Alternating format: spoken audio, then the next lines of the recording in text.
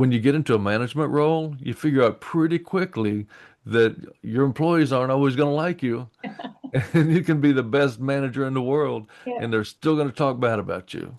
That's just the nature of people. And so once I accepted the fact that not everybody's going to like me, but am I making decisions and doing things because it's the right thing to do? Right. That's all I need. Then I can sleep at night. I'm okay. Right. And that's normally what I say as well. If I can make a decision and I can sleep at night with myself, then Hmm. it was the best decision because we really do the best that we can with whatever we have. And if we do make a mistake, we still did our best. Welcome to the Resilient Minds podcast, stories of grit, growth, and success. On this show, we focus on the real stories behind the success, the struggles, the resilience, and the courage it took to keep moving forward even when times got tough. My goal is to provide you with stories of hope and transformation, showing that no matter the challenges, there is a way forward, and you can find it. This is Resilient Minds. Hey, I'm your host, Dr. Campbell, and I'm here with Bruce Arfsten. He is the mayor of Arlington, Texas, and he is also a coach and a trainer, and he's actually been a real estate broker for a very long time. I am very excited to bring him and his story of transformation to you today because him and I had the very great pleasure of being on a panel a few weeks ago, and I heard a lot of his very valuable lessons.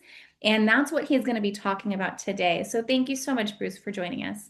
Oh, thank you, Jacqueline. I'm really glad to be here. And just to make one minor correction out of the gate here, I'm the mayor of Addison, Texas, and not Arlington. And I said Arlington. I'm so you did. sorry. Oh, yes, I meant Addison. That's where I met him as well. And I'm friends with the mayor of Arlington, so I'm sure he would like that correction to be made. Perfect. We'll send him the podcast. Exactly. No, I'm glad to be here with you. Thank you. Absolutely. It's really my pleasure because I'm very honored with you giving me your time because you have so much going on and you are a leader of a city, right? So I would really like for you to share what your experience has been with having your hands because there's a lot of people who are self-employed. Their energy is spread thin and they don't or can't manage so many different projects. And you have your hands in so many, but you seem so grounded to me now and when we were on the panel together. Yeah, it's certainly a lot to juggle every day, and some days it really is a juggling act because I really wear three different hats. My mayor hat, which is on, it's really on all the time, but sometimes it's on just a little bit stronger than others, depending on the what the schedule looks like.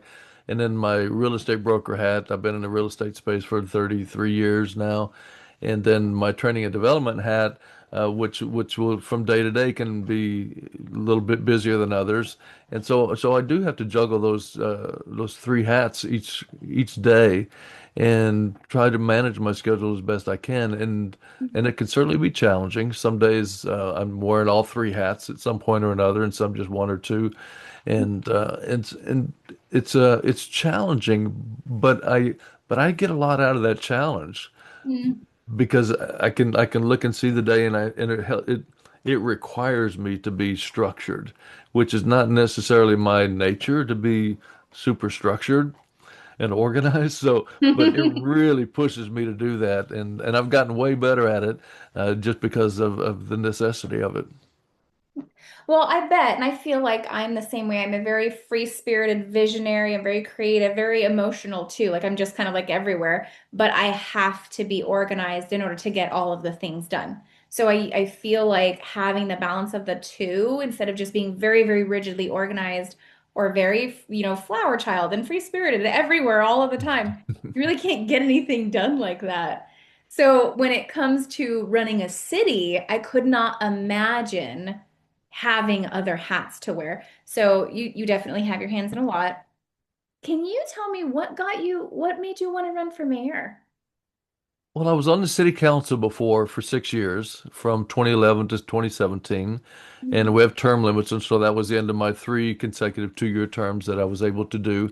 So I took some time away, and for me, that was it was a great opportunity to serve the town of Addison.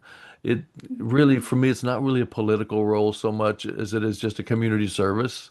I've lived in Addison for 23 years, and it's a great town to live in, a great place to serve, and be able to offer up whatever I have to the community. And so I loved being on the city council. That was great. And then when I was out for a few years, people would ask me, "Well, when the current mayor's done, are you going to run for mayor?" And my answer was always, "Well, we'll see. We got to have to see what life is bringing at the time. Do I have the bandwidth available to do it? And just kind of what does it look like?" And so about a year and a half or so out, I started having more conversations with folks, and you get to a point that you have to commit Yeah. and say, "Yep, I'm gonna go do it." And really, about a year out from that, you need to start really making a decision. So I had more conversations with folks and trying to see what level of support there was out there, and it was a lot of support. And again, for me, it wasn't anything about, the ego or anything like that, because I don't have a big ego that I'm trying to feed. But it's a great way for me to serve my community, and I was feeling a lot of support and encouragement from folks to run, and so I decided to run in 2023, and was able to win the mayor. And so I'm just finishing up 3 years. I'm in my second 2-year term as mayor. And then the plan is that I'll run again for my third 2-year term in 2027. Very nice. And I was wondering why you were saying that you even said out loud that you don't have this big ego to feed. So a lot of people who go into the public eye, they usually do have those big egos and then they have to curb them, right? To make Yes. sure that they are just as much in service of others as they are of themselves. Hmm. But then, and humility has a lot to do with that. So usually the job humbles them from what Mm. I've seen. But from your perspective, I wouldn't be surprised if you had a little anxiety being in the public eye, if you're really doing it for service, but then you have all this responsibility and all these eyes on you. Yeah, it's not the easiest thing to take, knowing that really pretty much anything you do, there's going to be somebody that disagrees, Yeah. and some people disagree adamantly and loudly, and not always so kindly. And initially that's a little hard to take. And because when I think back to who I was in my youth, where I was very much a people pleaser, I wanted everybody to like me, and when they didn't like me, my feelings were hurt, and I was sad, and oh, I didn't like that. And then, and then I started working in the hotel business, and I got into management in the hotel world, and this was half a lifetime ago. And when you get into a management role, you figure out pretty quickly that your employees aren't always going to like you. And you can be the best manager in the world, Yeah. and they're still going to talk bad about you. That's just the nature of people. And so once I accepted the fact that not everybody's going to like me, but am I making decisions and doing things because it's the right thing to do? Right. That's all I need. Then I can sleep at night. I'm okay. Right. And that's normally what I say as well. If I can make a decision and I can sleep at night with myself, then Hmm. it was the best decision because we really do the best that we can with whatever we have. And if we do make a mistake, we still did our best, Hmm. and that's what makes, in my opinion, that's what makes leadership so hard is because a lot of people they just don't understand. Right. Yeah, and we are still human, and we're still going to make mistakes, and some decisions, we might make and feel 100% good with it at the time, and then Mhm. if you went to look back at it a year later, you might have made a different decision with different information. But you make the best decision you can with the information you have available at the time, and do it for the right reasons, then I think you're on solid ground. Right.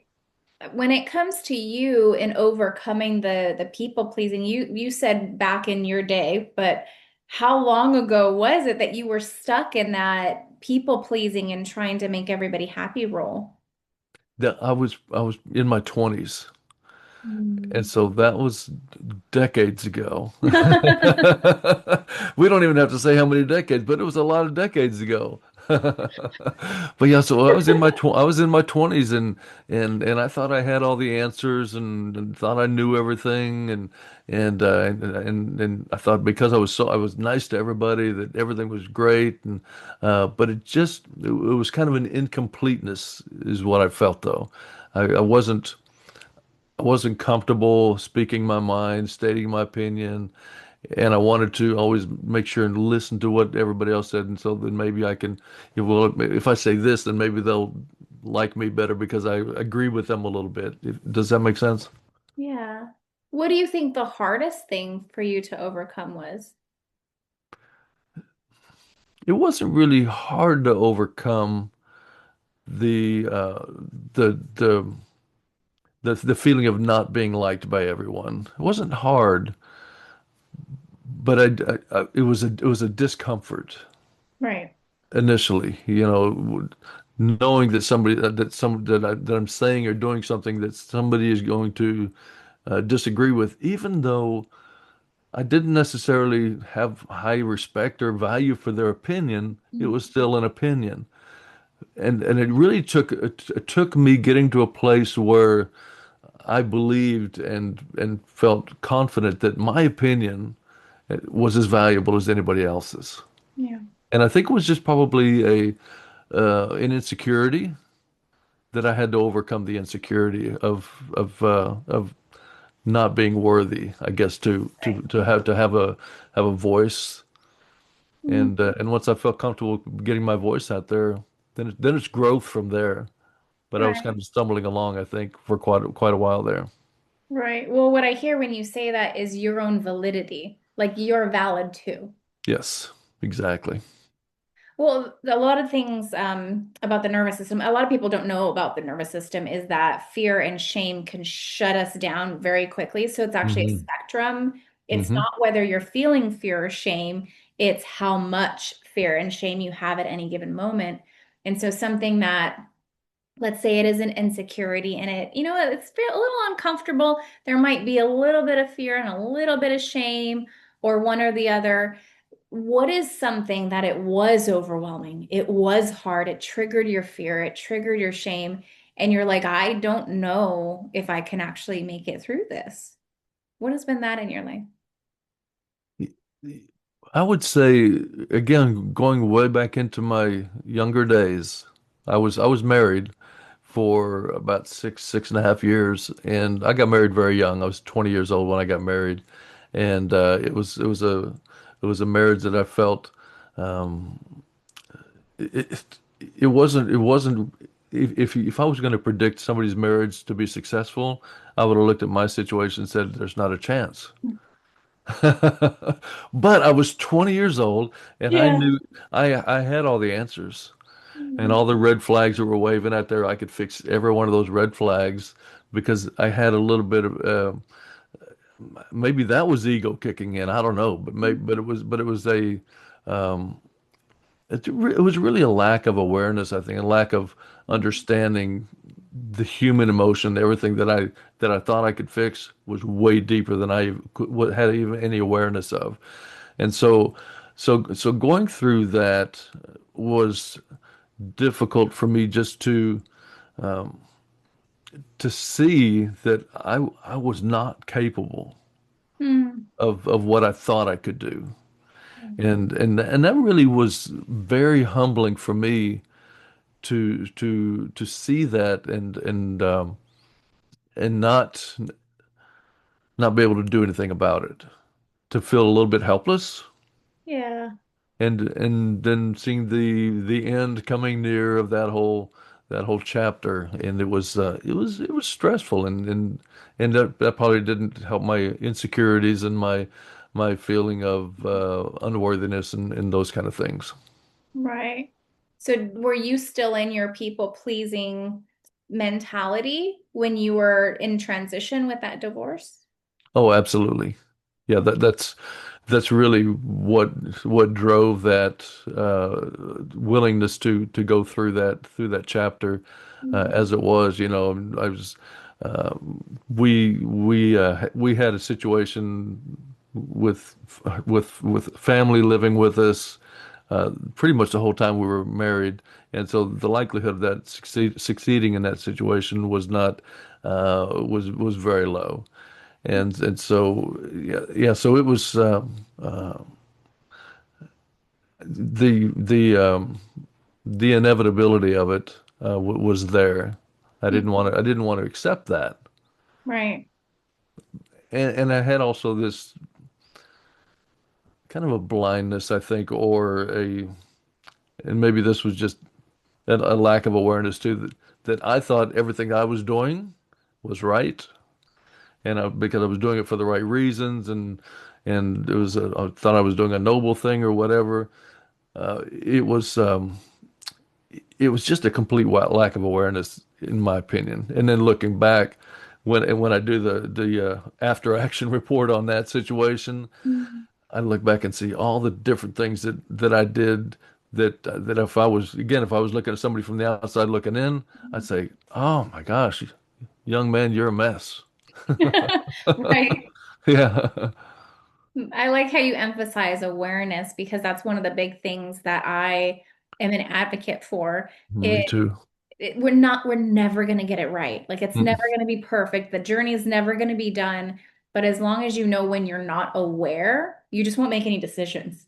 And you'll say, Yes. okay, well, I'm not good right now. Let me step away because I don't have clarity.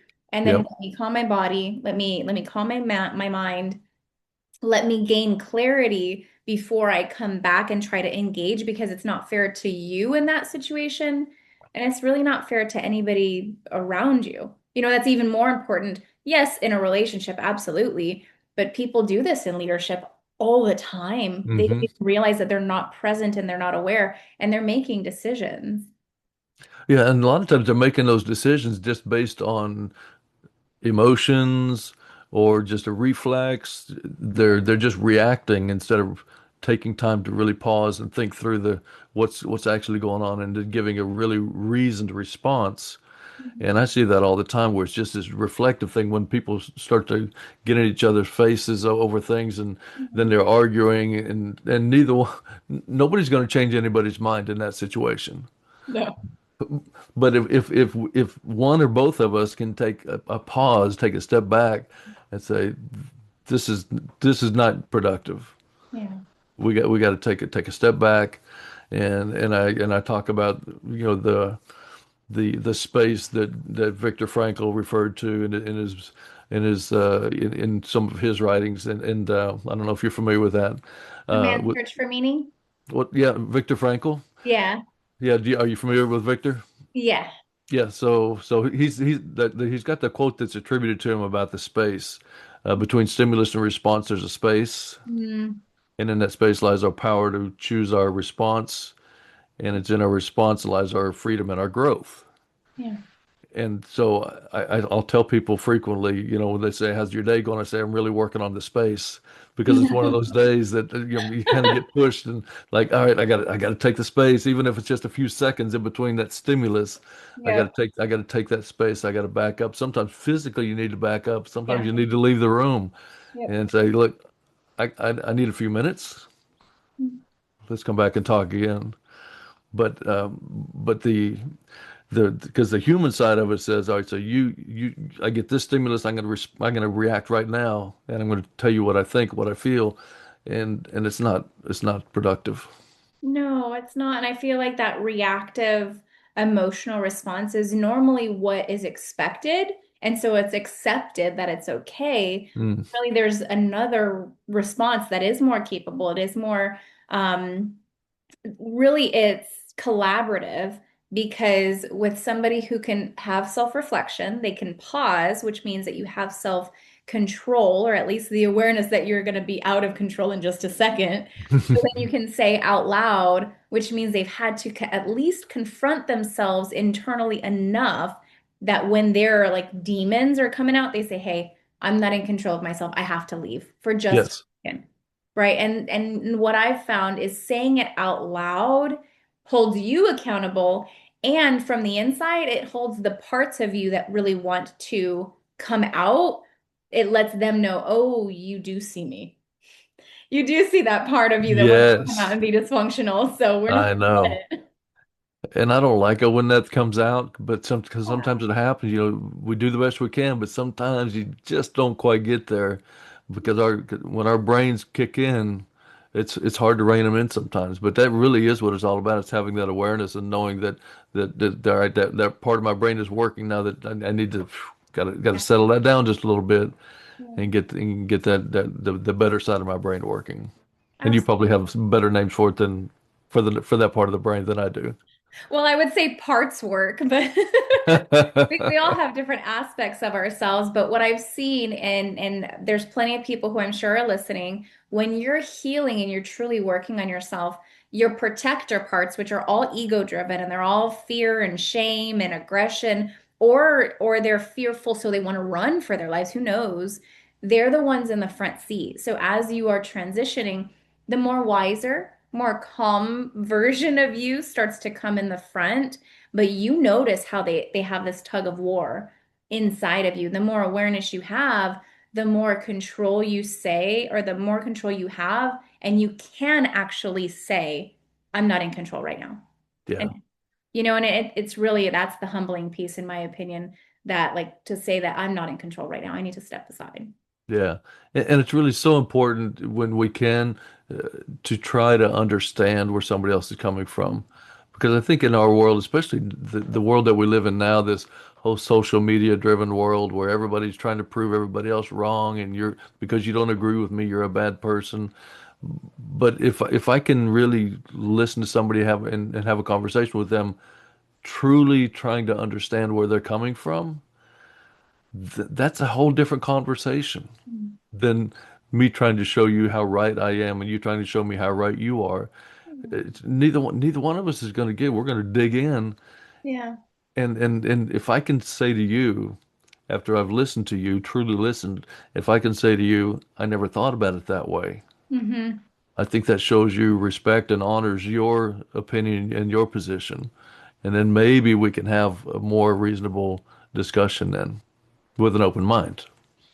You said something along the same lines when we were on the panel together, and I really appreciate you saying that, because you said it to everybody. You really try when you're having a conversation with people to truly listen, like listen to hear, right? Hmm. Instead of listening to respond. And one of the very valuable gifts that I've been given in my life was I spent 15 years in the mental health field.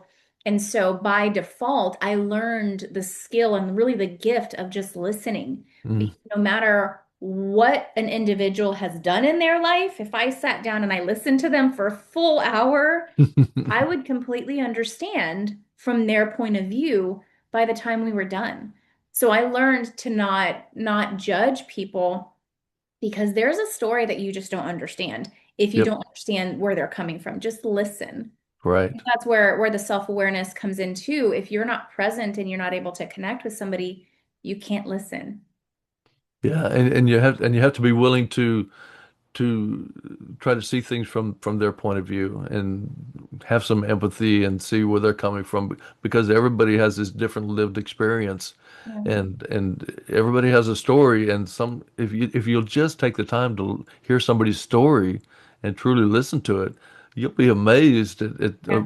at the stories that people have and the things that so many people have overcome and how they've gotten to where they are in the world and to me I find that very humbling Yeah. when I th when somebody is telling me their story, and then I think about things that maybe I've thought, well, that was kind of a rough thing to go through, and it wasn't anything compared to what so many people have had to deal with and overcome. Right, I agree. Really seeing somebody. Hmm. So before we end today, I would really love for you to tell me, what is Addison up to? What big projects do you guys have going on? Anything new? Well, we have a lot going on actually, and we're very busy these days. Well, we have an election coming up in May. We have an election every May, so that's always an interesting time of year. A city manager that I used to work with when I was on the city council, he always referred to this as the silly season when all when the candidates are out doing campaigning and talking about themselves and the other candidates and it does get kind of silly sometimes. So there's that side of it. So every year in Addison we have 6 council members and the mayor, and that makes up the council. And so 3 of those council seats are up for election each May. So there's a regular cycle. And so that's going on. So and our elections are real simple because we're all at large, and so the top three vote getters get in. Mm. And so we have five candidates that are running for three seats, and so seeing how all those things play against each other or with each other, it's interesting, and to have conversations with folks around town that support one or the other for whatever reason. Those conversations are always interesting, and everybody's trying to put their best foot forward and trying to say the right things to get support from folks. That election always goes every year. This year we have a couple of other things coming up. We have a police station that's over 40 years old, and so we have a bond election for a new police station, and that's a Okay. $55 million bond proposition, and uh, and so because we need to have something new, we don't have enough room. The Mhm. building is not in good condition. It's not ADA compliant. But one thing I know about Addison residents, they love their police and fire. And so I feel confident that they'll vote to approve the bond. Then we have to figure out where we're going to build it, what's it going to look like, and all the different things that go with that. But we have to get through the first part first. Mhm. Then the other thing on the election that's pretty big for us is the DART, the Dallas Area Rapid Transit election. This is a year as a member city of DART. That's the transit system. The This is an opportunity. A city that's a member can vote once every 6 years Mhm. to get out of DART if they want to. There's a lot of other things. I won't go into all the detail of it, but there's of course there's people on both sides of that. Of course, there's people that think transit's important, and others that would rather do it differently, and everybody makes different points that are good, Mhm. and so we'll see how the election goes with that.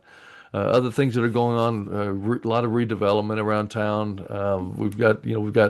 We don't have really any open green space for the most part, and so we're looking at redeveloping some spots and trying to get owners to kind of go in a path that we want for our strategic plan for the town, and so those are the things that keep us busy Mhm. because we always have to plan. Right. If there's anything I've learned about working in the city, there's a lot of planning that goes on, and it doesn't Yeah. always go the way you want to. But if you don't know where you want it to be, then you won't know if you're going the right direction or not. So we're working on that. Um, of course, this right now, everybody's talking about the FIFA World Cup Yeah. soccer coming to the North Texas area this summer, and that's going to be interesting to see all the people that come in from around the world Yeah. to see the soccer games and how that affects us. We can do all the planning for that we want to, but until it happens, you really don't know how it's all going to play out. So that'll be an interesting time for us too. Well, I'm super excited for all the big things that you guys have, and I am so grateful for your time today. Thank you so much for being on the show. Of course, I'm happy to do it, and thanks for having me on. Absolutely.